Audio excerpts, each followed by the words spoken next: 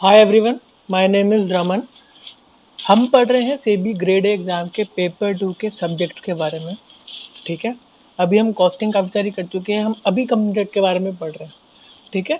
Company act के हम काफ़ी सारे सेक्शन कर चुके हैं, हम चैप्टर नंबर 4 कर चुके हैं। आज हम चैप्टर नंबर 8 के बारे में बात करेंगे। ये क्या है? Declaration of dividends, declaration and payment of dividend. ठीक है। ये सेक्शन है 126 से 127। बेटा इसके अंदर से 2 नंबर का क्वेश्चन शॉर्ट शॉर्ट आना ही आना है। ठीक है। Dividend is very important chapter. मतलब इसके अंदर इन्वेस्टर्स के बारे में ध्यान रखते हो कि जनरल पब्लिक इन्वॉल्व है, तो this is very important chapter. इसके अंदर से आपको, मेरे को लगता है कि क्वेश्चन पक्का आएगा। 2 नंबर का आपका पहले फेज के अंदर आएगा, जो सेकंड दूसरा एग्जाम होगा, मेन एग्जाम, उसके अंदर भी पक्का क्वेश्चन आएगा। हम पढ़ते हैं इसके बारे में। 4-5 सेक्शन है, 2 नंबर पक्के हैं, बट हमें अच्छे से पढ़ना है। ठीक है सर, पढ़ाओ हमें डिविडेंड क्या होता है, पेमेंट करना है और क्या करना है, इसमें कुछ पढ़ने वाला है ही नहीं। चलो बेटा हम पढ़ते हैं। डिविडेंड वाली बात है क्या? डिविडेंड का मतलब क्या है?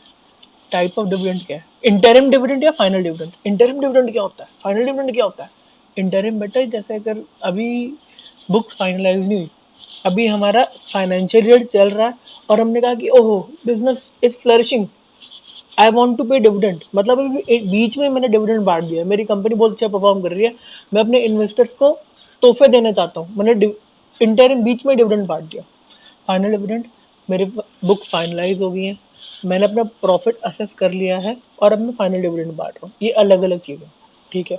डिविडेंड की जब बात होगी, ये दोनों बातें ध्यान में रखनी है आपको, इंटरिम या फाइनल। ओके, बात को आगे बढ़ाते हैं। Declare dividend, declaration of dividend. Board ने डिविडेंड को डिक्लेयर कर दिया, बोर्ड ने डिविडेंड को डिक्लेयर कर दिया। अभी हम डिविडेंड कैसे देंगे? डिविडेंड है क्या? डिविडेंड एक कंपनी के प्रॉफिट्स को उसके शेयर होल्डर को वापस देने का जरिया है, क्योंकि हमने प्रॉफिट कमाए हैं। हमने डिबेंचर वालों को, जिनसे हमने डिबेंचर लिया था, उनको इंटरेस्ट दे दिया। हमने प्रेफरेंस शेयर वालों को भी, जो हमने जो उनको डिविडेंड प्रॉमिस किया था 10%, 10% प्रेफरेंस डिविडेंड भी हमने उनको दे दिया। अभी जो बचा, उस पे एक ओनर, एक शेयर होल्डर का राइट है, इक्विटी शेयर होल्डर का। वो कहेगा मेरे को इसमें से डिविडेंड चाहिए। हाँ, आपको इस पे डिविडेंड बनता है, आपने कमाया है आपकी कंपनी ने। हम कह रहे हैं ओके परफेक्ट। तो जो फर्स्ट दिमाग में बात आती है ना, कि इस साल जो मैंने प्रॉफिट कमाया उससे मैं कुछ अपने घर लेके जाऊंगा, मेरे को घर को पालना पोसना है। ठीक है। करंट ईयर प्रॉफिट से आप डिविडेंड ले जाओ, डिविडेंड ले जाओ। ठीक है। मैंने पहले कुछ कमा के रख दिया, मैंने पहले बांटा नहीं डिविडेंड। मैंने पिछले साल कुछ कमाया और मैंने उसको बांटा ही नहीं, मैंने कंपनी के अंदर रखे रखा कि आगे जाके मेरे को दिक्कत आएगी, मैं यूज करूंगा। तो मैं क्या उस प्रॉफिट से डिविडेंड को नहीं बांट सकता? हैं? क्यों नहीं बांट सकते? हमारा पैसा हम जब मर्जी बांटे। कंपनी ने कमाया, उसने अपनी सारी की सारी जो फाइनेंशियल लाइबिलिटीज थी उनको पे ऑफ कर दिया, किसी को कुछ नहीं देना मैंने। अब जो पैसा बचा प्रॉफिट्स में से, वो तो मेरे शेयर होल्डर का है, जब मर्जी ले जाए वो। ठीक है। इस साल के प्रॉफिट से, पास्ट ईयर के प्रॉफिट से, डिविडेंड जितना मर्जी लो, दिल खोल के डिविडेंड ही डिविडेंड लो। ठीक है। बेटे ये शेयर होल्डर्स काफी सारे इन्वॉल्व है। बोर्ड कभी कभी चालू हो सकता है, बोर्ड कभी कभी चालू हो सकता है, वो डिविडेंड डिक्लेयर कर दे और पे ही ना करे। अच्छा, ऐसा भी हो सकता है। इंडिया है यार, इंडिया, इंडिया में तो हो ही सकता है। डिविडेंड डिक्लेयर कर दिया, पे नहीं किया। या तो ऐसा भी हो सकता है, इतनी जनता है, इतनी जनता है, उनके पास शेयर है, कितने लोगों ने शेयर ले रखे हैं उनको पता ही नहीं उनके पास शेयर है। मैं आपको बता दूं इसका एक एग्जांपल क्या है। वैसे ही मैं आपको बता रहा हूँ, डिविडेंड क्लेम नहीं किया कि मेरे को डिविडेंड चाहिए ही नहीं, डिविडेंड क्लेम नहीं किया। सर ऐसा बेवकूफ कौन है जिसको डिविडेंड नहीं चाहिए? कंपनी पैसा देने को ऐसे गेट पे खड़ी है, पैसा ले लो, मैंने गेट बंद कर दिया, सर ऐसा कौन है, हमें मिलवाओ उससे, हम उसके शेयर ले लेंगे। मैंने कहा ऐसा कोई भी नहीं है। मतलब उनको पता ही नहीं उनके पास शेयर है। हैं? ऐसा भी है? ऐसा कौन है, हमें बताओ। बेटा 1985 80s 1990 जिसके अंदर है ना, काफ़ी सारी कंपनी थी, उनका मोडस ऑपरेंडी, उनका मतलब ऑपरेशन करने का तरीका क्या था। अगर आपको मेरी कंपनी की एजेंसी चाहिए, पहले शेयर इतने फेमस नहीं हुआ करते थे ना, लोग कोई शेयर मार्केट में डील वील नहीं करता था, तो वो क्या करते थे, आपको मेरी कंपनी का डिस्ट्रीब्यूटर बनना है, आपको मेरी कंपनी का एजेंट बनना है, एजेंसी चाहिए, आपको मेरी कंपनी से बिजनेस करना अच्छा खासा है, तो फिर आपको मेरी कंपनी के कुछ शेयर लेने पड़ेंगे।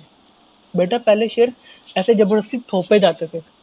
आप मेरी कंपनी में 50,000 रुपए के शेयर लो, फिर मैं आपको अपनी कंपनी का डिस्ट्रीब्यूटर बनाऊंगा। क्यों? मैंने सिक्योरिटी की जगह मैंने उसको शेयर दे दिया, उनको पता नहीं था ना इस 50,000 की वैल्यू आगे जाके 50 करोड़ हो जाएगी। उन्होंने ऐसे शेयर सबको बांटे, जिसको एजेंसी लेनी है आ जाओ, जिसको मेरा डिस्ट्रीब्यूटर बनना आ जाओ, जिसको मेरा गोडाउन देखना है आ जाओ। सबसे मैंने पैसे लेके सबको शेयर इशू कर दिए, मैंने सबको शेयर दे दिए। अब सबके पास शेयर पड़े। उनके लिए वो जो कागज था ना, उनके लिए कागज था वो डिस्ट्रीब्यूटर बनने का एक जरिया। उन्होंने उसको इतनी तवज्जो नहीं दी, उनके पास वो कागज पड़े का पड़ा रह गया। ऐसे बहुत सारे लोग थे, ऐसे बहुत सारी वेल्थ थी। तो वो डिविडेंड कभी क्लेम नहीं करते थे। बेटा क्या करो उस डिविडेंड को, कंपनी रखे रखे अपने पास, कंपनी रखे रखे अपने पास।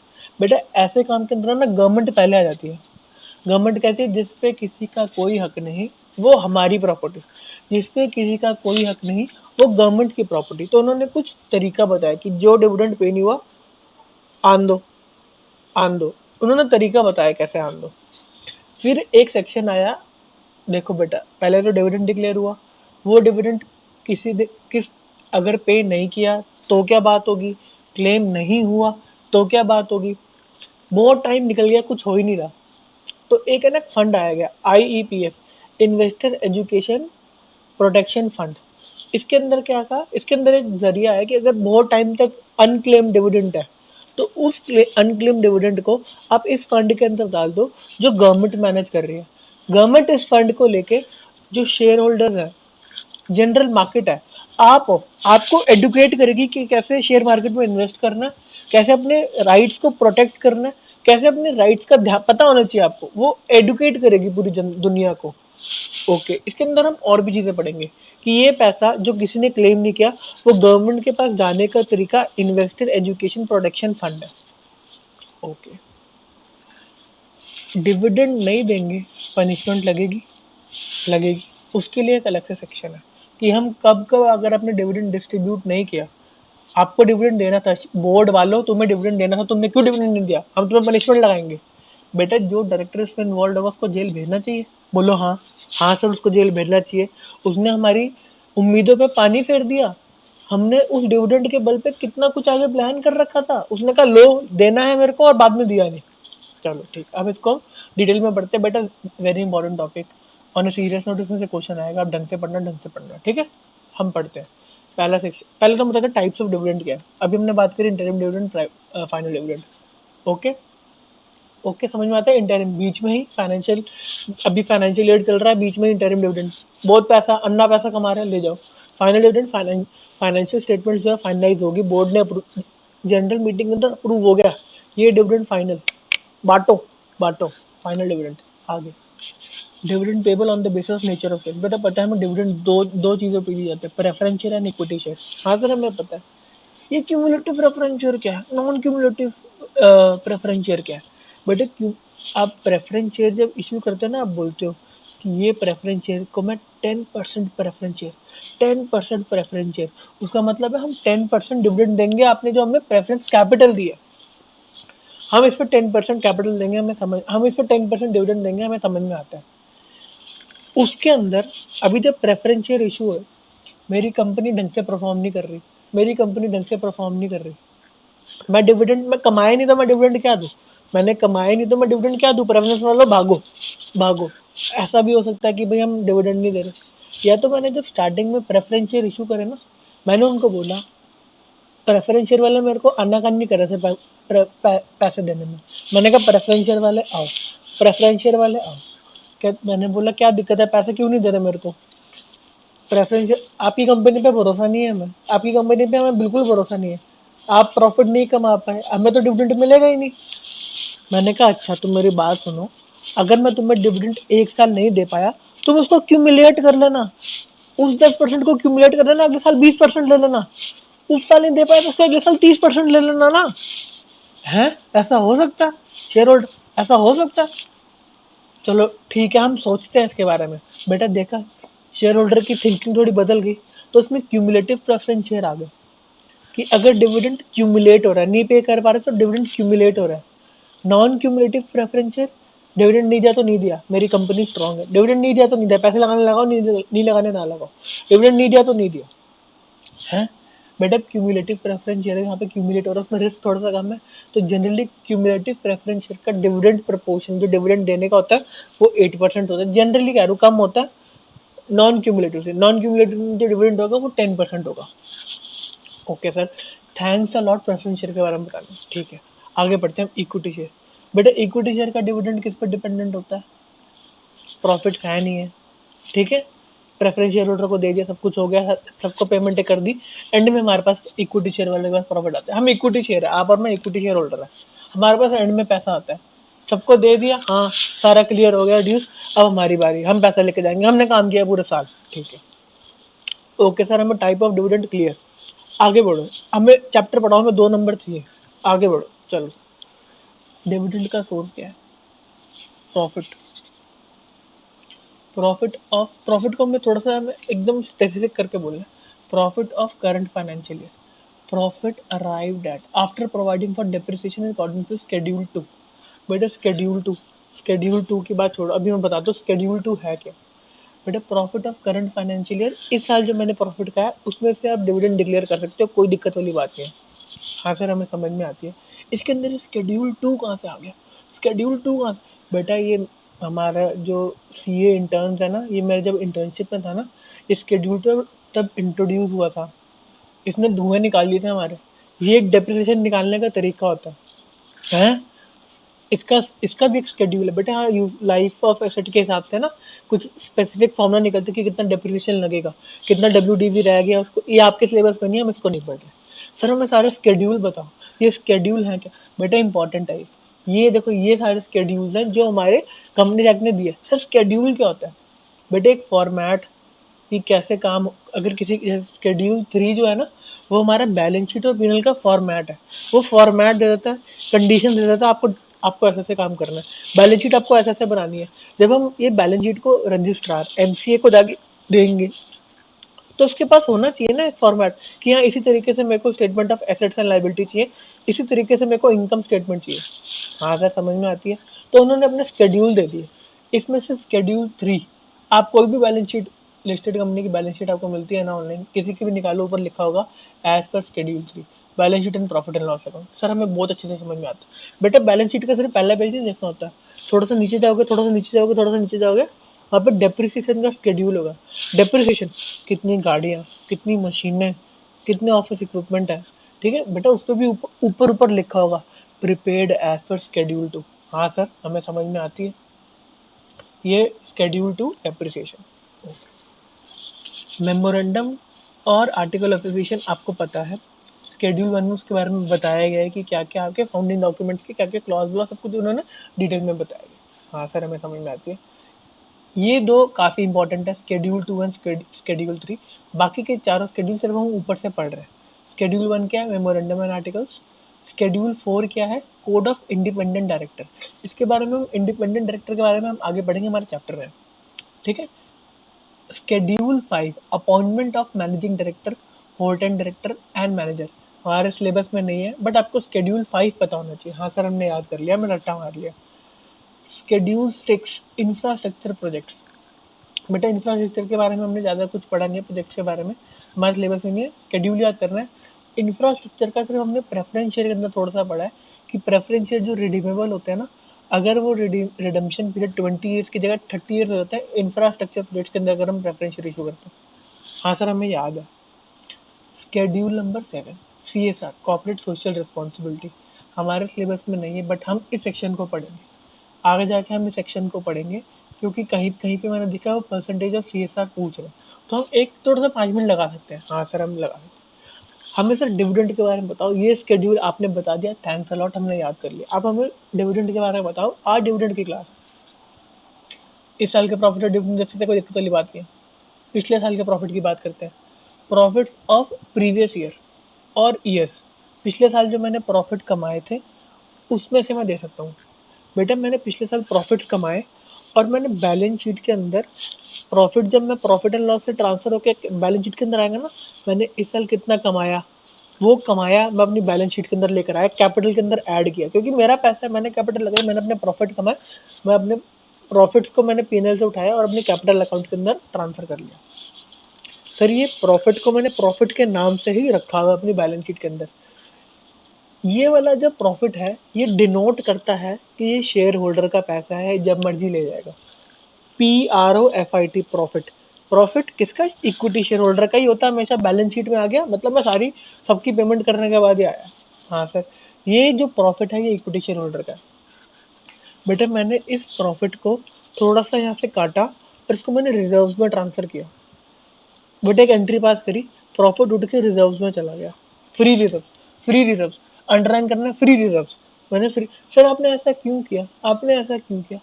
मैंने अपने स्टेक होल्डर्स को अपनी बिजनेस में कमिटमेंट दिखाई।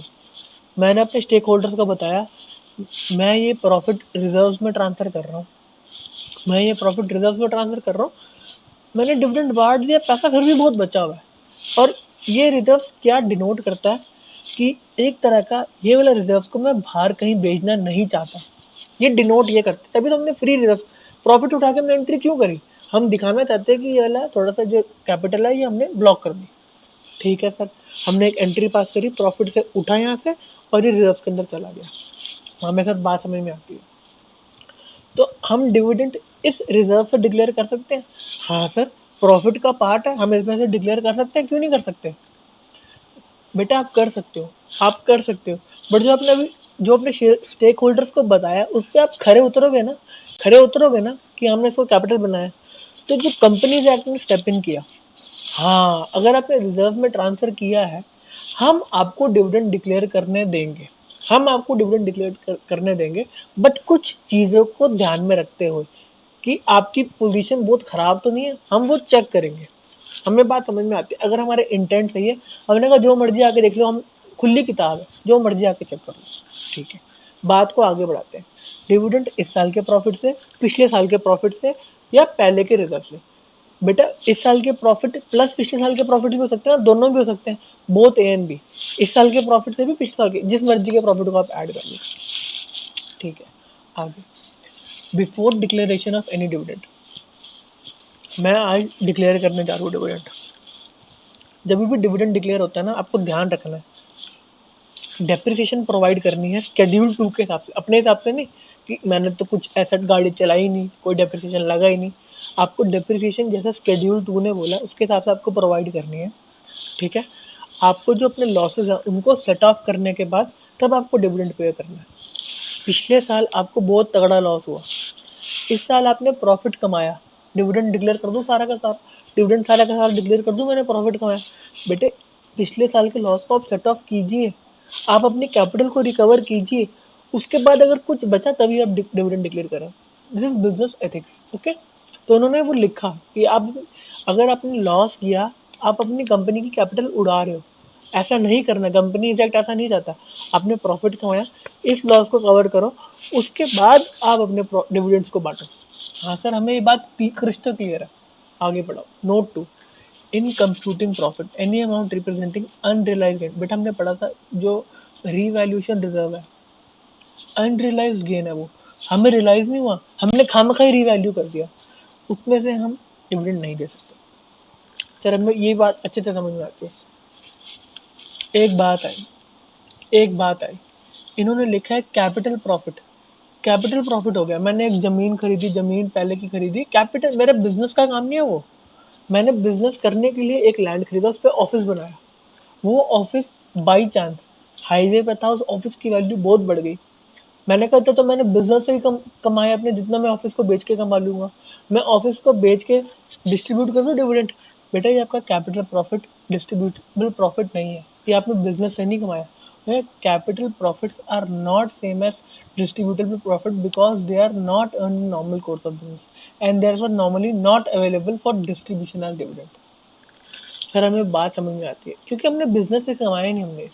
ठीक है, अब बात को हम और आगे लेके जा रहे हैं। ये नट शेल में डिविडेंड डिक्लेयर करने का यही है। इस साल के प्रॉफिट, पहले के प्रॉफिट, इस साल और इस बार के दोनों के मिला के प्रॉफिट, या रिजर्व से। रिजर्व को हम अभी अच्छे से पढ़ेंगे। रिजर्व पे ना सेंट्रल गवर्नमेंट टूट के पड़ती है। ठीक है, वो कह रही मेरी कंडीशन मानो, मेरी कंडीशन मानो, तब जाके हम बात करेंगे। ठीक है बेटा, सेंट्रल गवर्नमेंट ने पैसा दे, सेंट्रल गवर्नमेंट पैसा दे रही डिविडेंड। सर हमने आज तक सुना नहीं सेंट्रल गवर्नमेंट पैसा दे रही डिविडेंड देने को। बेटे बहुत सारी गवर्नमेंट कंपनी है ना, एयर इंडिया, जो बेल आउट पैकेजेस आते हैं ना, बेल आउट पैकेज आए हैं, बेल आउट पैकेज आए भाई, कंपनी परफॉर्म नहीं कर रही, गवर्नमेंट पैसा दे रही है, उस पैसे से भी डिविडेंड दिया जा सकता है। गवर्नमेंट ने कहा ये लो पैसा और तुम डिविडेंड बांटो, तुम्हारे बस की नहीं है, तुमसे ना हो पाएगा, तुम डिविडेंड बांटो। सेंट्रल गवर्नमेंट ने मनी प्रोवाइड कर दी, स्टेट गवर्नमेंट ने मनी प्रोवाइड कर दी। पेमेंट किसके लिए? For the payment of dividend by company in performance of guarantee. Government ने गारंटी दे रखी है उस कंपनी। गवर्नमेंट ने कहा ये कंपनी अगर परफॉर्म नहीं करती, ये कंपनी अगर परफॉर्म, कोई स्टेट ओन्ड कंपनी थी, कोई स्टेट ने चलाई कंपनी, उस स्टेट गवर्नमेंट ने उसको गारंटी दी, भाई ये कंपनी अगर पेमेंट नहीं करेगी ना आपके डिविडेंड की, पूरी गवर्नमेंट है आपके पीछे, सेंट्रल गवर्नमेंट है, स्टेट गवर्नमेंट है, वो पेमेंट कर देगी। हाँ सर, हमें समझ में आता। ट्रांसफर टू रिजर्व्स, बेटा अभी रिजर्व्स की बात हम करते हैं, हम ये रिजर्व्स को हम पढ़ेंगे। पहली बात तो सेंट्रल गवर्नमेंट ने जो कंपनीज एक्ट है हमें हर जगह प्रिस्क्राइब करता है, जहाँ पे आप कैपिटल बाहर लेके जा रहे हो वहाँ पे आपको CRR क्रिएट कर रहा है, कैपिटल रिडम्पशन रिजर्व। आप कैपिटल को रिडीम कर रहे हो। बेटा डिविडेंड देना कैपिटल रिडम्पशन है क्या? नहीं, प्रॉफिट्स का डिस्ट्रीब्यूशन है वो। कैपिटल कहीं पे हम नहीं भेज रहे, हमने जो प्रॉफिट्स कमाए उसको हम डिस्ट्रीब्यूट कर रहे हैं। कंपनीज एक्ट में कोई भी आपको सेक्शन पे ऐसा नहीं बोला गया कि आप जब प्रॉफिट्स को रिडीम, प्रॉफिट्स बांट रहे हो ना, डिविडेंड दे रहे हो, तो आप कुछ पैसा रिजर्व्स में लेके आओ, नहीं बोला। तो आप लेके मत जाना, हमने बोल दिया, उन्होंने कोई कंडीशन नहीं लगाई। बट अगर आप लेके जा रहे हो ना, अगर आप लेके जा रहे हो रिजर्व्स के अंदर, तो अपने शेयर, अपने स्टेक होल्डर्स को बता रहे हो कि मैं अपनी कंपनी की कैपिटल को थोड़ा फिक्स कर रहा हूँ। अगर आप इसको रिजर्व्स में ले गए तब सेंट्रल गवर्नमेंट स्टेप इन करेगी। जब अगर आपने रिजर्व में ले लिया है, आपने प्रॉफिट्स को रिजर्व में ट्रांसफर कर दिया है, तो अब हमारी बात मानो, अगर आपको इस फ्री रिजर्व से डिस्ट्रीब्यूट करना है डिविडेंड। हाँ सर, बताओ हमें ऐसी क्या बात है, हम जानना चाहते हैं ऐसी क्या बात है।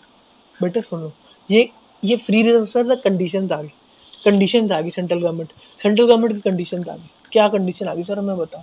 Declaration of dividend where there is inadequacy or absence of profit में, तभी हम रिजर्व के पास जा रहे हैं। अगर प्रॉफिट्स होते तो हम रिजर्व की तरफ देखते भी नहीं। कंपनी ने मुंह ऐसा कर लिया, मेरे को बहुत प्रॉफिट है, रिजर्व को मैं देखता नहीं। अभी inadequacy and absence of profit है, तो क्या कर रहे हैं हम, रिजर्व की तरफ हमारी नजर है कंपनी की कि इस रिजर्व से हम डिविडेंड देना चाहते हैं। हम पढ़ते हैं, तो सेंट्रल गवर्नमेंट ने कहा आप दो, बट हमारी इन शर्तों को मानो। क्या शर्तें? एक पहली शर्त, the rate of dividend declared shall not exceed average of the rates at which dividend was declared by the company immediately preceding 3 years। पिछले 3 साल का जो एवरेज आप डिविडेंड डिक्लेयर कर रहे हो ना, उससे ज़्यादा नहीं होना चाहिए, उससे ज़्यादा नहीं होना चाहिए। सर पिछले 3 साल हमने डिविडेंड डिक्लेयर ही नहीं किए, बट थोड़ा सा गवर्नमेंट ने कहा कि अगर आपने ये डिक्लेयर नहीं किया ना पिछले 3 साल, तो ये कंडीशन काटा मार दो। थोड़ा सा ये इसमें लिखा नहीं है, बट मैंने आपको फिर भी बता दिया। पहली बात क्या, क्योंकि आपको उस लेवल के क्वेश्चन आएंगे नहीं, इसलिए मैंने आपको ये नहीं लिखा हुआ। फर्स्ट बात, रेट ऑफ डिविडेंड क्या होगा? पिछले 3 साल का एवरेज जो आप डिविडेंड दे रहे हो ना, उतना ही दोगे, हवा में नहीं उड़ोगे। आपको प्रॉफिट नहीं हो रहा, फिर आप इतना ज़्यादा प्रॉफिट अगर बांट रहे हो रिजर्व से ना, डिस्ट्रीब्यूट कर रहे हो, मतलब आप कुछ छुपा रहे हो, अपने कैपिटल को बाहर निकालना चाहते हो। हाँ सर, हम 3 साल के एवरेज लेंगे। आगे, the total amount to be drawn by such accumulated profits shall not exceed 10% of the paid up capital and free reserves। जो आपकी paid up capital 1 lakh plus जो आपकी रिजर्व 1 लाख, इन दोनों को ऐड करो। इन 2 लाख से आप 20,000 से ऊपर नहीं बांट सकते। Paid up capital 1 lakh plus आपने 1 लाख रुपए रिजर्व में ट्रांसफर किए, इन दोनों का हो गया 2 लाख। 2 लाख का 10% 20,000, इससे ऊपर आप नहीं बांट सकते। हाँ सर, हमें ये बात भी समझ में आती है। आगे, द अमाउंट सो ड्रॉन, अभी ये फ्री रिजर्व से हमने पैसा निकाला, ये 20,000 रुपये हमने कहा, ये फ्री रिजर्व और पेड अप कैपिटल से हम 20,000 रुपये लेकर आ गए। इस साल हमारी कंपनी को 10,000 का लॉस है, तभी हम रिजर्व की तरफ गए ना। इस साल हमें लॉस, हम 20, पिछले रिजर्व से हमारी नजरें, इस साल लॉस है 10,000 का। मैंने कहा ये 20,000, पहले 10,000 रुपये जा, जो लॉस मैंने वो कवर करो। मैंने 10,000 को बाहर फेंका, अब मेरे पास 10,000 रुपये बचे। ये 10,000 को लेकर मैं कह रहा हूँ आ जाओ शेयर होल्डर्स, बांटो, खाओ पियो, ये 10,000 रुपये तुम्हारे। हाँ सर, हमें समझ में आती है। जो पैसा आया है पहले उस लॉस को सेटअप करने में लगेगा। आगे, the balance of reserves after such withdrawal shall not fall below 15% of paid up share capital as appearing in the latest audited financial statement। बेटे तो बैलेंस शीट के अंदर पेड अप कैपिटल है ना, पेड अप शेयर कैपिटल जो 1 लाख रुपए थी, जो रिजर्व हमारे 1 लाख थे, ये आगे जाके ऐसे हो जा रहा है, हर साल हो जा रहा है। कंपनी कमा नहीं रही, रिजर्व दे जा रही है, ऐसा हो रहा है। बट उन्होंने उसके बाद ये डी कंडीशन डाल दी कि इस पेड अप कैपिटल का 15% बोलो तो 15,000, इससे नीचे रिजर्व को हम नहीं जान देंगे। पहले आपके 1 लाख का आपने 20,000 बांट दी, आगे जा जाके साल में साल भर साल आप बांटे जा रहे हो, हम इसको 15,000 से नीचे नहीं जान देंगे। सर ये 15% आएगा, बेटा जो एक्ट लिखना था उसने कहा 15%, तो 15%, तो आपको 15% याद करना है। सर हमें पता चलता है जो लिखा गया हम वही पढ़ेंगे। बेटा उन्होंने भी कुछ एनालिसिस करके ये 15% की फिगर आई होगी। The balance of reserve after such withdrawal shall not fall below 15% of its paid up capital of share company as appearing in the latest audited financial statement। आगे डिविडेंड डिक्लेयर कर दिया गया, dividend declare कर दिया गया, dividend आओ, dividend लो। बेटे board की इधर रिस्पॉन्सिबिलिटी आ जाती है। उन्होंने डिविडेंड डिक्लेयर किया, डिक्लेयर करके ये नहीं कि मैं डिविडेंड दे रहा हूँ, बाबा जी डिविडेंड दे रहे हैं, ये नहीं बाबा जी डिविडेंड कब दे रहे हैं, उनको ये मतलब डिपॉजिट करना ना टाइम लिमिट लगाएगी ना कि हाँ मैं दे रहा हूँ दे रहा हूँ दे रहा हूँ, मिलेगा मिलेगा मिलेगा, बंदा बैठा हाँ मिलेगा मिलेगा, ऐसा नहीं। यहाँ पर डेडलाइन आ जाती है कंपनी, हमारा प्रोटेक्शन के लिए डेडलाइन दे दी कंपनी जाती है। क्या बेटा जिस दिन डिविडेंड डिक्लेयर हो गया 5 दिन के अंदर शेड्यूल्ड बैंक के अंदर पैसा डाल दो। तुमने डिक्लेयर कर दिया है, तुम 5 दिन के अंदर पैसा scheduled commercial bank, scheduled commercial bank, एक शेड्यूल्ड बैंक, शेड्यूल क्या होता है बेटा, शेड्यूल के अंदर हम डाल देते हैं ना, आरबीआई शेड्यूल के अंदर हम नाम डाल दिया, उस बैंक के अंदर एक डिविडेंड अकाउंट खोलो जो तुम्हें बांटना है, 5 दिन के अंदर जितना डिविडेंड देना है वो उसको डिपॉजिट कर दो। हाँ सर हमें बात समझ में आती है, हम 5 दिन के अंदर जो कंपनी का बोर्ड है वो डिपॉजिट कर देगा। 5 दिन के अंदर हम डिपॉजिट एक शेड्यूल बैंक के अंदर हमने कर दिया। हाँ सर हमें बात, अब हमें डिविडेंड पे करने की बात है। पे कैसे करेंगे, कैश में करेंगे, चेक करेंगे, वारंट करेंगे या एनी इलेक्ट्रॉनिक मोड। बेटे वारंट भी एक पेपर होता है कि हाँ जो ये शेयर वारंट है आगे जाके आपको मिलेगा। शेयर वारंट एक तरह का वो होता है, तो वारंट हमने दे दिया कि हाँ ये मिलेगा, वो एक तरह का मतलब बाइंडिंग चीज होती है। Payable in cash, cheque, warrant and any electronic mode, RTGS, NEFT जैसे भी हो रहा है। पेमेंट ऑफ डिविडेंड किसको पे करेंगे, जो शेयर होल्डर का रजिस्टर्ड ओनर है और उसके ऑर्डर पे उसने कहा इसको दे दो, हम कहा जी आप रिटर्न में दे दो, उसको दे दो, हम दे देंगे, या उसके बैंकर को। हाँ सर पेबल इन और पेबल टू हमें समझ में आता है। सर ये बात होगी डिक्लेरेशन ऑफ डिविडेंड की, हमने डिपॉजिट भी कर दिया 5 दिन के अंदर, पेमेंट ऑफ डिविडेंड की बात भी होगी। अभी हमने डिक्लेरेशन पे गवर्नमेंट ने प्रोहिबिट कर दिया, तुम डिस्ट्रीब्यूट नहीं करोगे। बेटा कौन किसको डिस्ट्रीब्यूट नहीं करने देंगे, जो अपनी अभी की लाइबिलिटीज पे ऑफ नहीं कर पा रहा उसको डिस्ट्रीब्यूट करने देंगे डिविडेंड, उसको करने देगी गवर्नमेंट, नहीं करने देगी। सर ऐसा कौन कौन सी चीजें हैं जिसके अंदर है, बेटा देखो प्रोहिबिट कर दिया है कि जिसके अंदर जिसने फेल कर ही वो company, a company which fails to comply with provisions of section 73, prohibition on acceptance of deposit from pump, ये हमारे कोर्स में नहीं है, ठीक है। इस सेक्शन के अंदर उसने वो पेमेंट नहीं कर पाया, उसको प्रोहिबिट किया हुआ था पब्लिक से पैसा लेने के लिए, वो डिविडेंड डिक्लेयर नहीं करती, उसने उसका उल्लंघन किया सेक्शन का, उसको प्रोहिबिट कर दिया, आप डिविडेंड नहीं दोगे।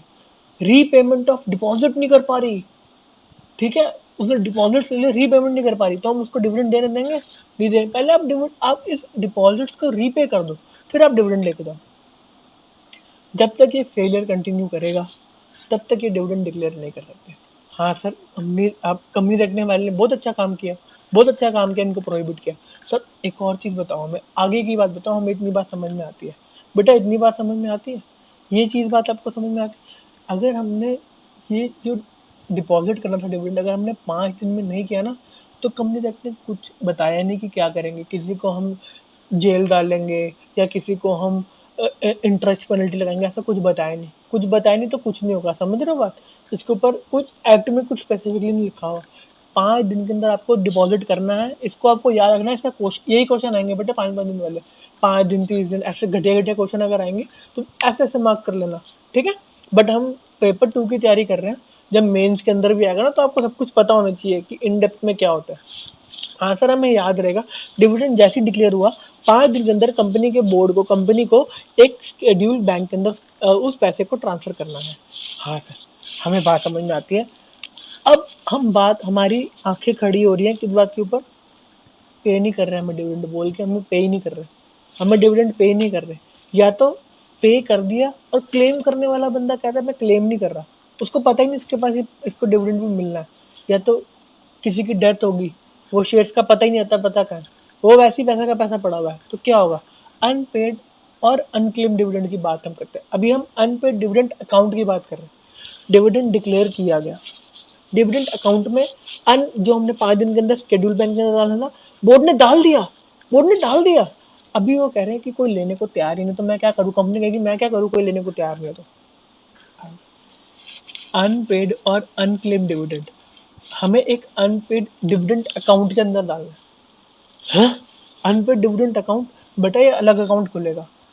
अनपेड डिविडेंड अकाउंट के ये जो जिस दिन आपने ट्रांसफर किया, आपने जिस दिन डिक्लेयर किया था ना, जिस दिन आपने डिक्लेयर किया डिविडेंड, मैं 10% डिविडेंड डिक्लेयर कर रहा हूँ, उस दिन से 30 दिन के अंदर अंदर जिन शेयर्स के ऊपर डिविडेंड नहीं दिया गया, अनपे रह गया, अनक्लेम रह गया, समझ रहे हो? इन 30 दिन के अंदर ना अनपे आपने पे नहीं किया या तो किसी ने क्लेम नहीं किया, इस 30 दिन के खत्म होते ही 7 दिन के अंदर अंदर आपको अनपेड डिविडेंड अकाउंट के अंदर ये पैसे को क्रेडिट करना है, ये पैसे को उठा के क्रेडिट कर देना है। ठीक है?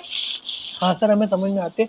यहाँ पे लिखा हुआ है within 30 days from the date of declaration, कि जिस दिन हमने डिविडेंड डिक्लेयर किया उसके within 7 days of expiry of 30 days transfer the total amount of unpaid dividend और unclaimed dividend to a special account call unpaid dividend account. बेटा ये आप जब बैंक के अंदर जाते हैं ना, क्या कहते हैं, बोर्ड वाले जब बैंक अकाउंट खुलवाने जा रहे हैं, करंट अकाउंट होता है, सेविंग अकाउंट होता है, ये भी अकाउंट होता है बेटा, ये भी अकाउंट होता है। हमारे जैसे लोग नहीं खुलवा सकते, कंपनी खुलवाते हैं जब डिविडेंड डिक्लेयर होता है। अनपेड डिविडेंड अकाउंट खुलेगा वहां पे, उस अकाउंट के अंदर पैसा डाल देंगे। हाँ, ये बात होगी। अनपेड डिविडेंड अकाउंट हमें किसको, एक शेड्यूल बैंक के अंदर खुलवा लेंगे। शेड्यूल्ड बैंक के अंदर अनपेड डिविडेंड अकाउंट खुल गया। आगे पढ़ते हैं। बेटा ये डिविडेंड जब डिक्लेयर नहीं हुए, डिविडेंड मतलब डिक्लेयर हो गए, पे नहीं कर पाए, क्लेम नहीं हो पाए, तो हमें मॉरल ड्यूटी है कंपनी की कि उनको बताना है, अपनी वेबसाइट पे बताना है, गवर्नमेंट को बताना है कि भाई किस किस ने नहीं लिए, क्या क्या, कौन कौन से शेयर हैं, क्या क्या तरीका है, मतलब कौन कौन सा उसका नंबर है, किस किस पे नहीं लिया। अभी उन्होंने बोला कि आपकी मॉरल ड्यूटी है कि आप 90 days, within 90 days of transferring any amount to unpaid dividend account, the company shall prepare a statement containing the names, their last known address and the unpaid dividend to be paid to each person and place of such statement। उस statement को ये बना लिया, उसका name, उसका address, कितना amount देना है, and place such statement on its website if any. Website है तो उसके अंदर ये स्टेटमेंट अपलोड कर दी जाए, and also any other website approved by central government for this purpose. बेटा कंपनी की वेबसाइट नहीं थी, सेंट्रल गवर्नमेंट अलग वेबसाइट बना दी अनपेड करके कि इसके अंदर आप ये सारी चीजें डालते रहो। इसको भी इन्वेस्टर, जो इन्फॉर्म्ड इन्वेस्टर है, आईईपीएफ से पैसा लेके उसको वो इन्फॉर्म करेंगे, तो वो देखेगा तो कहेगा हाँ मेरा डिविडेंड मैं लेने आ रहा हूँ। ठीक है बेटा, डिविडेंड, अनपेड डिविडेंड, डिविडेंड अभी वो अनपेड रह गया, अनक्लेम्ड रह गया। अब हमें अनपेड डिविडेंड अकाउंट के अंदर ट्रांसफर करना है within 7 days, within 7 days हमें ट्रांसफर करना है। कंपनी वो ट्रांसफर नहीं कर पाई, उस 7 दिन के अंदर कंपनी उस अनपेड डिविडेंड, सिर्फ ये जो इंटरेस्ट है ना, ये इंटरेस्ट, पीनल इंटरेस्ट कब आया, अनपेड डिविडेंड अकाउंट के अंदर आपने पैसा नहीं डाला तो 12% पर एनम से आपको इंटरेस्ट देना। देखो बेटा, the company shall pay from the date of such default, बेटा 7 दिन खत्म होगा, default start, the interest rate at 12% per annum on the amount so not transferred to the said account। ये जो पीएल इंटरेस्ट है ये अनपेड डिविडेंड अकाउंट में पैसा ना डालने की है। हाँ सर, हमें समझ आती है। इंटरेस्ट अकाउंट का such amount shell ensure the benefit of the member, जो भी फलाना डिफाना, मोटी मोटी बात है, 12% आपको देना। जिस दिन वो 7 दिन खत्म हुआ उसके बाद आपको 12% देना, अनपेड डिविडेंड अकाउंट में पैसा ना डालने का। हाँ सर, आगे बेटा, अगर ये पैसा अनपेड डिविडेंड अकाउंट में चला गया तो जगह शेयर होल्डर है उसको कभी डिविडेंड मिलेगा ही नहीं। बेटा इसमें कंपनी एक्ट, आप समझ रहे हो, कंपनी एक्ट हमारे बेनिफिट के लिए, जब मर्जी आओ पैसा ले जाओ, अपना प्रूव करो आपका पैसा और ले जाओ। कंपनी देने को तैयार, मतलब गवर्नमेंट देने को तैयार बैठी है, आप लेने तो आओ, प्रूव करो और ले जाओ अपना पैसा। ठीक है, कोई भी क्लेमेंट आएगा अपने प्रूफ देगा, उसको पैसा हम दे देंगे अनपेड डिविडेंड अकाउंट से। बात हमें समझ आती। ये अनपेड डिविडेंड अकाउंट के अंदर पैसा पड़ा हुआ है, कंपनी डाली जा रही है, डाली जा रही, डाली जा रही, डाली, बेटा जिंदगी भर डाली जा रही, डाली जा रही। कंपनी इस पैसे को यूटिलाइज कर सकती है?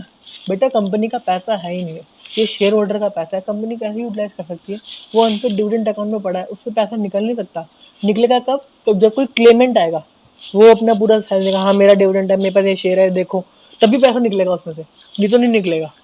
अभी ऐसे ही पैसा पड़ा हुआ है, 7 साल हो गए, 7 साल डिविडेंड दिए जा रहे हैं, कभी दिया कभी प्रॉफिट नहीं दिया, बट हम 7 साल से उस अकाउंट में एक बंदे का डाले जा रहे हैं, कोई लेने वाला नहीं है। गवर्नमेंट ने कहा बहुत हो गया, 7 साल हो गए ना, ये डिविडेंड सारा हमें दे दो, ये डिविडेंड सारा हमें भेज दो, ये डिविडेंड सारा हमें भेज दो। ये डिविडेंड के शेयर भी हमें भेजने पड़े। अभी बताओ, शेयर भी तो खाली पड़े हैं ना, डिविडेंड तो भेजा भेजा गवर्नमेंट को। इस गवर्नमेंट को 7 साल में एक उन्होंने फंड बना दिया, इन्वेस्टर एजुकेशन प्रोटेक्शन फंड। इस फंड में पैसा डाल दो, ये गवर्नमेंट के पास ही फंड है बेटा, ठीक है। ये देखो आईईपीएफ अकाउंट के अंदर सारा पैसा चला गया।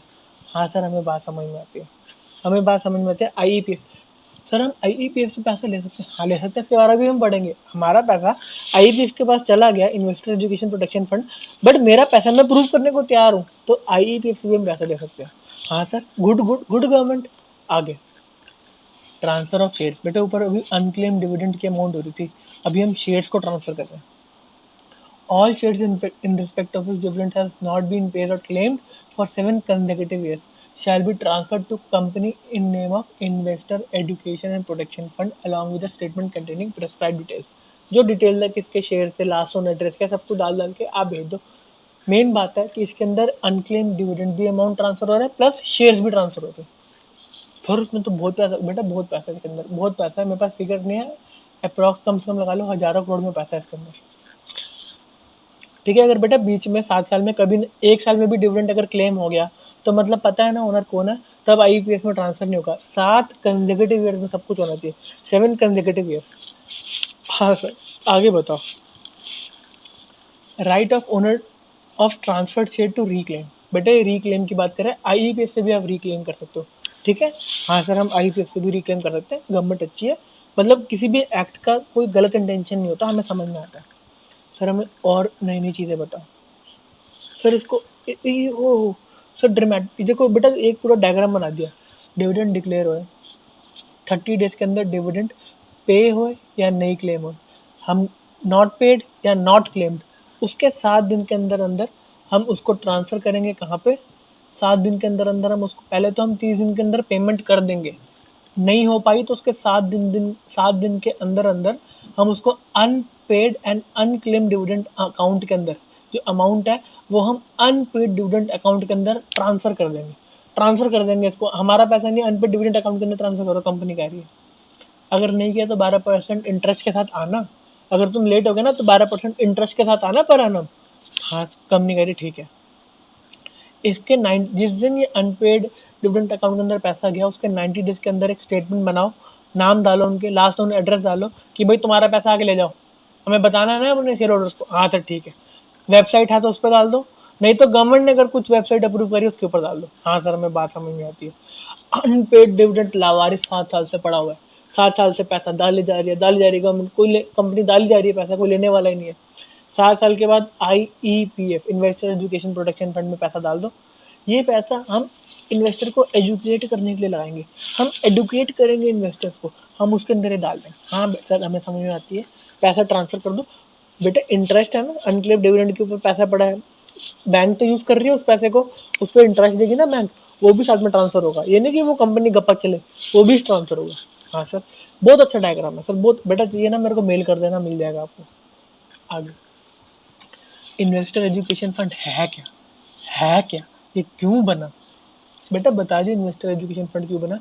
जिस पैसे का कोई बंदा नहीं, उस पैसे का इन्वेस्टर एजुकेशन फंड, गवर्नमेंट के पास पैसा आ गया वो है। इसमें क्या क्या आ सकता है सर? इसमें कौन कौन सा पैसा आ सकता है? डिविडेंड तो आ ही सकता है जो किसी ने लिया, इसमें और कुछ आ सकता है बेटे? इसमें बहुत कुछ आ सकता है। जिस पैसे का मैं कह रहा हूँ, जिस भी पैसे का कोई टेकर नहीं। सर मेरे पैसे नीचे गिर गए, उसका कोई टेकर नहीं, इन्वेस्टर एजुकेशन नहीं, नहीं बेटा वो वाले पैसे की बात नहीं कर रहा मैं, शेयर मार्केट से रिलेटेड, शेयर मार्केट के रिलेटेड पैसे की बात कर रहा हूँ। क्योंकि बेटा हम सेबी पढ़ रहे हैं ना, सेबी के अंदर फंड है, कंपनी रेट पढ़ रहे हैं, कंपनी रेट के अंदर ही सारे जो पैसे पेमेंट लेना आदान प्रदान हो रहा है, तो उसी के अंदर एक हमने फंड बनाया है, कंपनी एक्ट के अंदर ही हमने एक फंड बनाया जो गवर्नमेंट मॉनिटर कर रही है। आगे, इन्वेस्टर एजुकेशन फंड, इसके अंदर क्रेडिट के अंदर कि इस अकाउंट के अंदर क्या क्या आएगा, कहाँ कहाँ से आएगा। गवर्नमेंट ने जब फंड सेटअप किया, कुछ पैसा डाला, हाँ बेटा वो पैसा तो आएगी, गवर्नमेंट ने फंड सेटअप किया। आगे सेंट्रल गवर्नमेंट डोनेशन दे रही है। सेंट्रल गवर्नमेंट डोनेशन बेटे पहले 7 साल में जब ये फंड बना होगा, इसके पास कुछ आया नहीं होगा, कुछ टाइम लगा होगा पैसा आने में। सेंट्रल गवर्नमेंट ने डोनेशन दिया होगा, बेटा तुम काम करो, तुम्हारे ऑफिसर्स हैं, तुम्हारा ऑफिस है, तुम्हें इधर उधर ट्रैवल करना है, तुम्हारा कन्वेंस, सेंट्रल गवर्नमेंट ने तरफ से आकर डोनेशन दे दिया। जो भी डोनेशन दे रही है गवर्नमेंट, किसी टाइप का भी डोनेशन आ रहा है, वो सेंट्रल गवर्नमेंट स्टेट गवर्नमेंट इसको दे रही है, तो उसके अकाउंट में आ रहा है।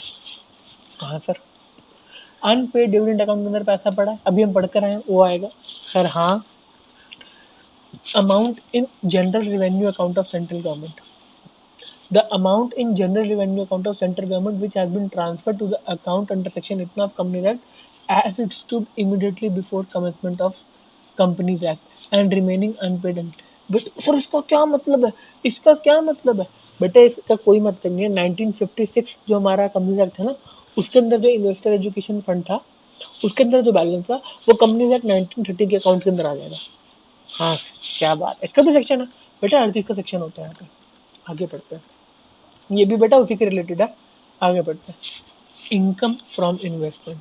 द अभी जो हमने इन्वेस्टर एजुकेशन फंड के अंदर फंड आए, वो फंड पड़े रहेंगे।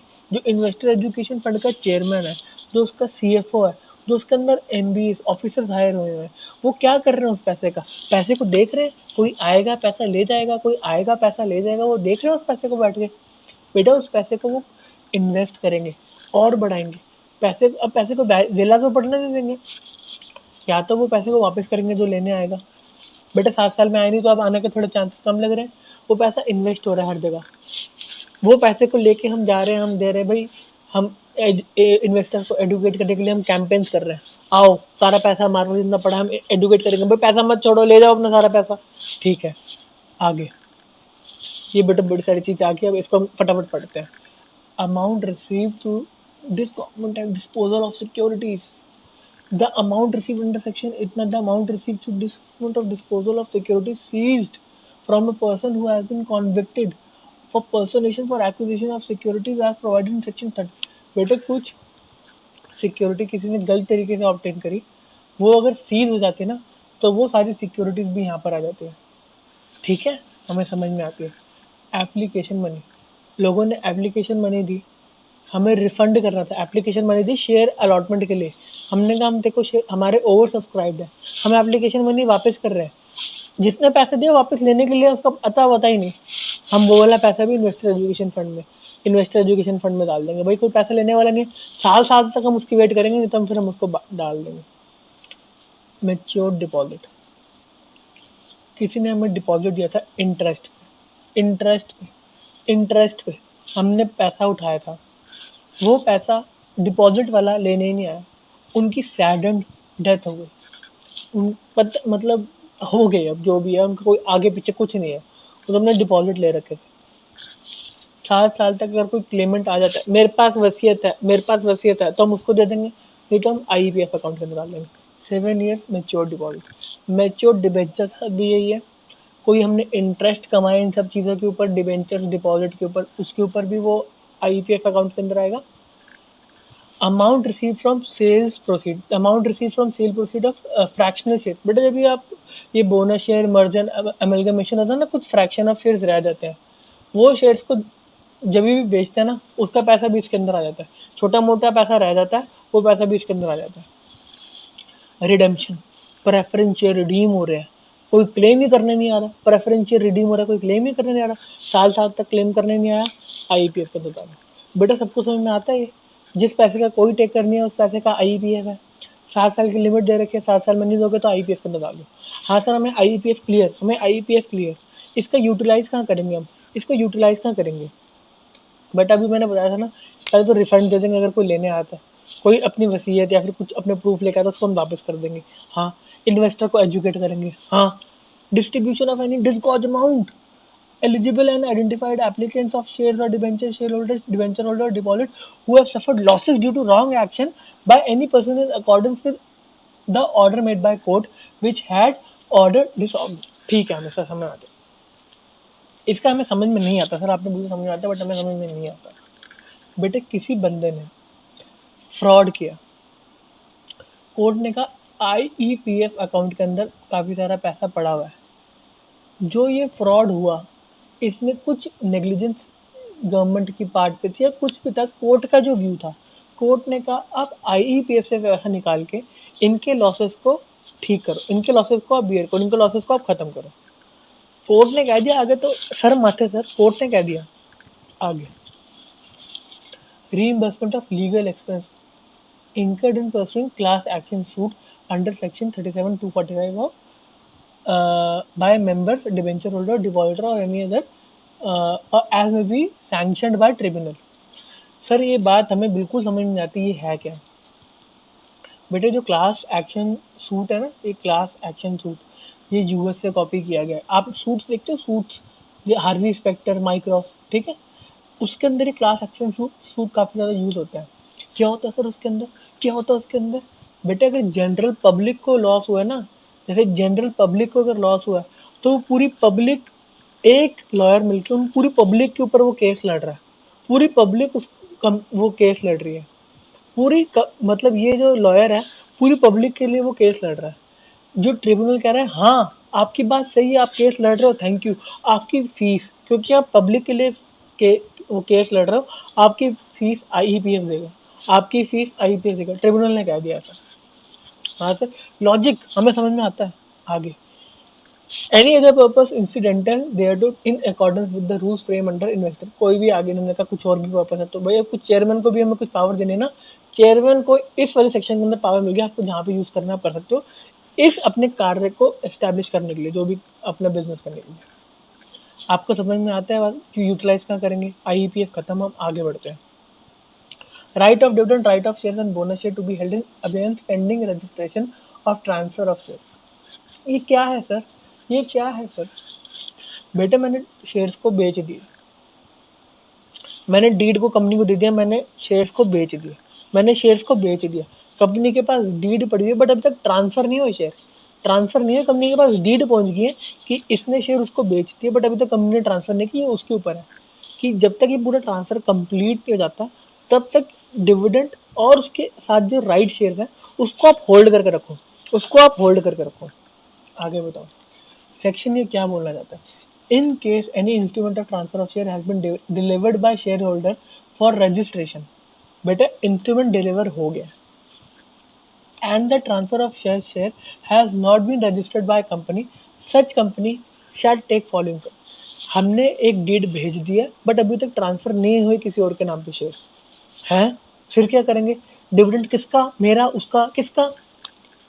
इसके बारे में उन्होंने बोला transfer the dividend in relation to such share to unpaid dividend account. बेटा अनपेड डिविडेंड अकाउंट के अंदर हम पैसा डाल देंगे, ठीक है, हमने अकाउंट बना रखा है, 30 दिन से ज़्यादा टाइम हो गया, हमारी कंपनी एक्ट ने हमें लीगली बाउंड कर रखा है, तो हमने अनपेड डिविडेंड अकाउंट में उसका पैसा डाल दिया। अभी हमें बताना है डिविडेंड किसको देना है, ट्रांसफरर को या ट्रांसफरी को, ठीक है।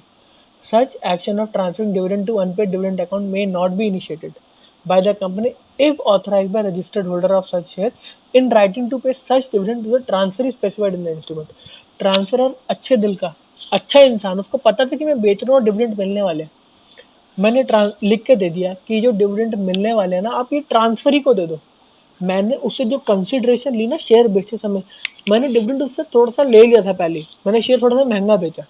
उन्होंने कहा आपने लिख के दे दिया, हमारी बात ही खत्म, हम अनपेड डिविडेंड अकाउंट के अंदर नहीं डाल रहे, जिसको आपने बोला देने को हम उसको दे रहे ट्रांसफरी को। ओके बेटे, राइट शेयर्स ये डिविडेंड के साथ हो सकता है कि अभी डीड आपके पास पड़ी है बट रजिस्ट्रेशन नहीं हुई, यही चीज़ राइट शेयर के साथ हो सकती है, यही चीज़ बोनस शेयर के साथ हो सकती है। हाँ उन्होंने इसको भी लिख दिया, कीप इन अवेयर्स in relation to such share any offer of right shares under section इतना and any issue of fully paid up bonus share in pursuance of इतना। उसको भी रोक के रखो, रोको रोको रोको, जब बात क्लियर होगी तब करेंगे, रिटर्न में देगा तभी ये ट्रांसफर होंगे। आगे आगे बढ़ते हैं। पनिशमेंट फॉर भी बेटर, देखो बात हो रही थी आगे डिविडेंड, हमने वो पूरा चार्ट पढ़ा था, 5 दिन के अंदर अलग अमाउंट डालेगा, 30 दिन के अंदर अंदर पेमेंट हो जानी चाहिए। उस 30 दिन के 7 दिन के अंदर अगर 30 दिन तक अगर पेमेंट नहीं हुए तो विद इन 7 डेज आपको अनपेड डिविडेंड अकाउंट के अंदर पैसे डालना है। बात हमें समझ में आती है। अभी 30 दिन में, अभी अगर 7 दिन में ट्रांसफर नहीं किए तो 12% का इंटरेस्ट स्टार्ट हो जाता था अनपेड डिविडेंड अकाउंट में पैसा ना डालने का। हाँ, हमें याद है बेटा, 30 दिन में अगर आपने डिविडेंड नहीं दिए तो भी तो पेनल्टी लगेगी ना। आपने नहीं दिए, कंपनी के बोर्ड ने पैसा नहीं दिया, डिविडेंड तो पेनल्टी लगेगी। बेटा मैं तो कह रहा हूँ पनिशमेंट भी होगी, डायरेक्टर्स को मैं जेल में डलवा दूंगा, उन्होंने मेरा पेमेंट डिविडेंड पेमेंट नहीं करा है। ऐसा भी है। पढ़ो बेटा, टाइम लिमिट क्या है, 30 days फ्रॉम द डिक्लेरेशन आपको डिविडेंड देना ही देना है। आपने डिविडेंड डिक्लेयर करना है, क्लेम नहीं हुआ अलग बात है, आपको डिविडेंड देना ही देना है। क्लेम नहीं हुआ तो उसके लिए अलग एक अकाउंट बना रखा है। 30 दिन के अंदर अंदर डिविडेंड आपको देना ही देना है, ठीक है। पनिशमेंट फॉर फेलियर, बेटे डायरेक्टर को जेल होगी, 2 साल तक की जेल कर सकते हैं। If he is knowingly a party to the default, उसको पता था कि इसके पास पेमेंट करने के लिए पैसा नहीं, फिर भी उसने डिविडेंड डिक्लेयर किया, जेल में डालो 2 साल के लिए, जिसको हम 2 साल तक। और एंड ये डायरेक्टर की बात चल रही है, एवरी डायरेक्टर की बात चल रही है, एवरी डायरेक्टर की बात चल रही है। He shall also be liable to pay minimum fine 1000 रुपये per day during such default. 1000 रुपये रोज का, जब तक ये डिफॉल्ट कंटिन्यू कर रहे हैं। 30 दिन तक डिफॉल्ट हुआ, 30,000, 60 दिन, 90 दिन, ऐसे लाखों में जाया जा रहा है, जाया जा रहा है। लेंगे पूरा पैसा लेंगे, क्योंकि इतना तो मिनिमम उन्होंने बोल दिया कंपनी एक्ट ने। इसको कोई जजमेंट नहीं लगाएगा इसके ऊपर, ये तो लेना ही लेना है, इसको कोई कम नहीं कर सकता, ठीक है। सारे डायरेक्टर को जेल में डालो, सबसे फाइन, क्योंकि इन्होंने हमारे साथ धोखाधड़ी करी है, ठीक है। कंपनी के ऊपर हम क्या करेंगे, कंपनी के बोर्ड के ऊपर हम क्या करेंगे, कंपनी को भी तो सबक मिलना चाहिए। बेटे वहाँ पे 12% इंटरेस्ट किस पे था, अनपेड डिविडेंड अकाउंट में हमने पैसा नहीं डाला, उसके 12% रेट ऑफ इंटरेस्ट। यहाँ पर अगर आपने पेमेंट नहीं करी ना, मेरे को आपने पेमेंट नहीं करी, 18% पीनल इंटरेस्ट देखो, 50% बढ़ा दिया। 18% सिंपल इंटरेस्ट के साथ आपको पेमेंट करनी है। अगर आपने 30 दिन जब आप पेमेंट करोगे, आप 18% के साथ पेमेंट करोगे शेयर होल्डर्स को। डिफॉल्ट तो ये जो पनिशमेंट वो तो मिलेगी, प्रसाद तो मिलेगा आपको, बट आपको इंटरेस्ट के साथ पेमेंट भी करनी है। जो शेयर होल्डर है, शेयर होल्डर्स 18% कमा रहे हैं बेटा, बैठे बैठे। मार्केट में रेट ऑफ इंटरेस्ट 7% चल रहा है, हमें 18% मिल रहा है, ठीक है। आगे अभी ये कुछ एग्जेम्पन आएंगे। पनिश किसी को जेल में डालना, तो उसकी हम कहा कि हम आपके दर्द को समझते हैं, अगर आपकी गलती नहीं, आपको जेल में डाल देंगे। उन्होंने कुछ एग्जेम्पन्स बता दी। Dividend could not be paid by reason of operation of any law. Operation of law sir क्या, बेटा हाई कोर्ट सुप्रीम कोर्ट ने बोल दिया इस बंदे का, ये फ्रॉडियर है, इस बंदे को आपको जिसका जो भी आजकल फ्रॉड करके बाहर बैठे हैं, उनको जो डिविडेंड मिलना है ना, वो नहीं मिल रहा। कोर्ट ने ऑर्डर दे दिया, इनका जो डिविडेंड है कोई किसी इनको नहीं देंगे। इसके चक्कर में अगर डिविडेंड नहीं हो पा रहा, तो ये सेक्शन, अब ये एग्जामेशन मिल जाएगी, कोई उनको जेल में डालेगा, कोई इंटरेस्ट नहीं लगेगा 18%, कोई 1000 रुपये नहीं देंगे। हाँ सर, हमें समझ में आती है। शेयर होल्डर ने कोई डायरेक्शन दी कि पेमेंट, मेरे डिविडेंड की पेमेंट आप उसको कर दो, उसके पास कुछ, उसका कोई दिक्कत चल रही है, वो यहाँ पे आएंगे, उसका अकाउंट नहीं, कुछ नहीं है, वो कंप्लाई नहीं कर पाए, और उस चीज़ को भी हम उसको पेमेंट नहीं कर पा रहे, हमें उसको कम्युनिकेट कर दिया कि भाई वो बंदे का अकाउंट नहीं, कुछ भी नहीं है, फलाना ढिमकाना, हम उसको पेमेंट नहीं कर पा रहे, ठीक। आप कंपनी की गलती नहीं है, उसका इंटेंट अच्छा था, नहीं कर पा रही। डिस्प्यूट है रिगार्डिंग कि रिसीव कौन करेगा। ऊपर हमने कहा था ना कि ट्रांसफर या ट्रांसफरी, ट्रांसफरी में लड़ाई होगी। मैंने जब तेरे को मैंने शेयर बेचे, मैंने डिविडेंड की बात नहीं करी, डिविडेंड मेरा है, डिविडेंड मेरा है, मेरे नाम पे रजिस्टर्ड है, मेरे नाम पे रजिस्टर्ड है। अभी शेयर ट्रांसफर कह रहा है कि मेरे को डिविडेंड मिलेगा, ट्रांसफर कह रहा है तूने तो पहले मेरे को भेज दिए, अभी बस मेरा नाम पे रजिस्टर नहीं हो, बट डिविडेंड तो मेरा है, बट डिस्प्यूट चल रहा है। तो इस चक्कर में रोक कर रखा हुआ है, हम कोई आप पे पनिशमेंट नहीं लगा रहे। Dividend has been lawfully adjusted against such sum due to shareholder by the company. है ये क्या है बेटे, आपको क्या होता है, कभी कभी आपने पेड, जो शेयर कैपिटल हमने आपसे मांगी थी, आपने वो पेमेंट नहीं करी, शेयर कैपिटल मांगी, वो आपने पेमेंट करी नहीं। अभी जो डिविडेंड हमने देना था, आपको जो डिविडेंड देना था, हमने ना देके आपकी जो शेयर कैपिटल थी ना, उसको पूरा कर दिया। जो आपने कॉल नहीं दी ना, हमने उसको पूरा कर दिया। हाँ कर सकते हैं sir, this is okay. For any other reason, the failure to pay post-dividend warrant within the prescribed time was not due to default on the part of company. Company को राहत, डायरेक्टर्स को राहत दी। आप जाके एक्सप्लेन करो कि आपकी गलती नहीं थी। बेटा अगर इसके ऊपर जब केस होगा ना, तो जो दूसरी पार्टी होगी ना, उसको प्रूव करना पड़ेगा, ये सेक्शन, ये एग्जाम्पशन की वजह से उसको प्रूव करना पड़ेगा कि तेरी गलती है। समझ रहे हो, उसको प्रूफ लाना पड़ेगा, नहीं तो ये सेक्शन ने डायरेक्टर और कंपनी को बचा लिया। हाँ सर। अच्छा ऐसे लॉ होता है? हाँ बेटा ऐसा लॉ होता है। पनिशमेंट आपको समझ में आती है बात? पनिशमेंट आपको बात समझ में आती है बेटा? ये चैप्टर बहुत इंपॉर्टेंट है, काइंडली रिवाइज इट। आज की क्लास इतने ही। नमस्कार। सीए रमन लूथरा। ठीक है, हम मिलते रहेंगे, पूरे सेबी की हम तैयारी करेंगे। Bye bye.